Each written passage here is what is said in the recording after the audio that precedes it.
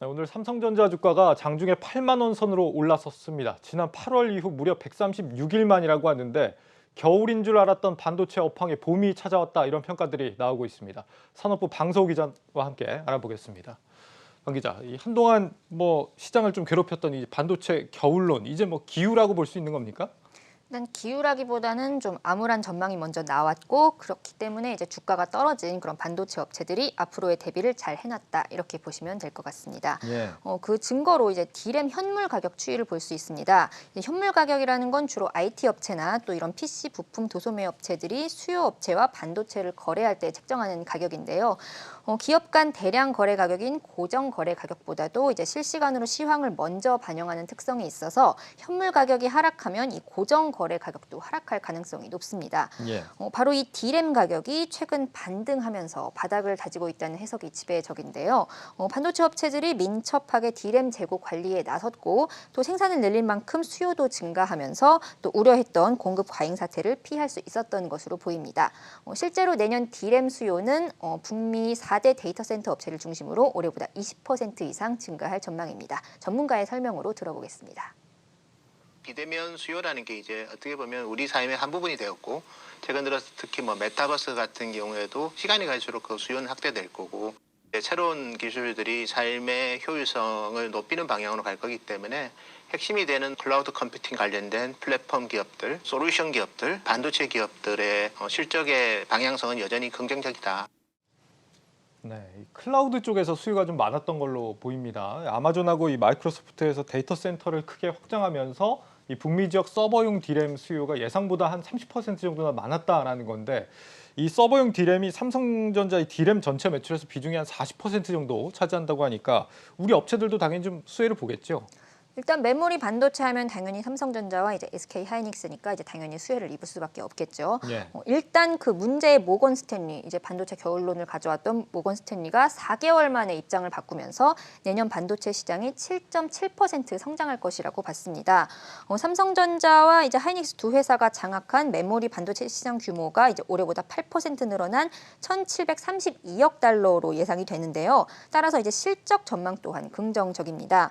삼성전자의 올해 4분기 영업이익에서 이제 64% 이상이 바로 이 반도체 사업부에서 나올 전망입니다. 예. 이는 이제 올해 분기 최대의 디램 출하량을 기록했던 지난 3분기 반도체 사업부가 올린 영업이익과 거의 비슷한 수준의 이익을 낼 것으로 보이고요.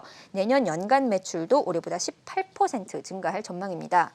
SK 하이닉스 역시 4분기 매출이 지난해보다 55% 증가할 것으로 예상이 되는데요. 전망대로라면 이제 하이닉스는 창사 이후 처음으로 분기 최고 매출을 기록한 올해 3분기에 이어서 2분기 연속 최고 매출을 기록하는 셈입니다. 내년에는 이 DDR5 메모리 반도체에 대한 기대감 계속되는 걸로 보입니다만 이 수급 조절 부분은 또 중요한 과제일 것 같습니다. 사실 이 삼성전자 입장에서는 디램만 중요한 게 아니라 디램 못지않게 지금 더 큰 이 메모리 비메모리 반도체 분야 이 부분도 굉장히 좀 중요한 과제일 것 같은데 어떻게 좀 대비가 되고 있습니까? 일단 비메모리가 이제 반도체 전체 시장에서 차지하는 비중이 거의 70%이기 때문에 삼성전자가 아무리 메모리에서 잘해도 비메모리를 잡지 않으면 좀 독보적인 1위는 힘들겠죠. 네. 따라서 이제 삼성전자나 우리 SK 하이닉스 같은 경우는 좀 이제 반도체 수요는 지금 여전하지만 이런 공급 확대보다는 좀 수익성 위주로 전략을 펴서 좀 실적 성장을 계속 이끌어 나가겠다는 그런 계산입니다. 일단 삼성전자는 주력 사업인 메모리 반도체 외에 파운드리나 이제 비메모리 사업 점유율을 늘려서 독보적 1위가 되겠다는 그런 목표를 가지고 있습니다. 내년 파운드리 주요 고객사인 이런 퀄컴, 엔비디아, IBM 같은 이런 이제 주요 고객사 매출이 거의 10조 원에 달할 것으로 전망이 되는데요. 삼성전자는 오는 2023년까지 거의 2년치 물량을 수주한 것으로 알려졌습니다. 이에 비메모리 부문의 사상 최대 실적이 점쳐지고요. 이 역시 전문가의 설명으로 들어보겠습니다. 참고로 작년에 삼성 파운드리가 매출액이 한 120억 불이었고 올해가 한 144억 불 정도 제가 예상하고 있고 내년도는 200억 불 정도 예상하고 있습니다. 그 배경에는 전 세계적인 파운드리 공급 부족이 가장 큰 요인이고요.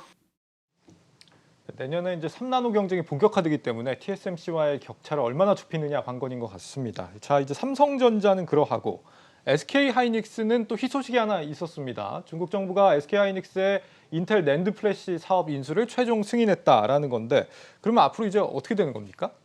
일단 사실 막바지 절차만 남았습니다. 일단 이제 SK하이닉스가 인텔에 계약 대금 90억 달러 중 70억 달러를 지금 1차로 지급했고 이제 인텔로부터 SSD 사업과 이제 중국 다롄 공장을 이전받게 됩니다. 예. 따라서 이제 오는 2025년 3월 나머지 20억 달러를 추가 지급해서 낸드 개발과 제조에 필요한 모든 지식 재산권과 인력 같은 것들을 흡수하면서 인수를 마무리 짓게 됩니다. 이렇게 되면 지금 현재 이제 하이닉스가 디램 글로벌 2위거든요. 예. 그런데 이제 인텔 점유 이런 낸드 점유율까지 흡수하게 되면은 낸드까지 글로벌 2위 굳히기에 들어가는 셈입니다. 예. 이런 증권가에서는 내년 인텔 실적이 반영되면 하이닉스의 연간 매출이 거의 뭐 10% 이상 뛸 것으로 보고 있고요. 여기에 인수 대금을 납부하기 위해서 캐시카우인 디램 시설 투자를 제한적으로 집행할 경우 이는 곧 수익성 개선으로 이어질 것이라는 분석입니다. 네, 산업부 방서우 기자였습니다. 수고했습니다.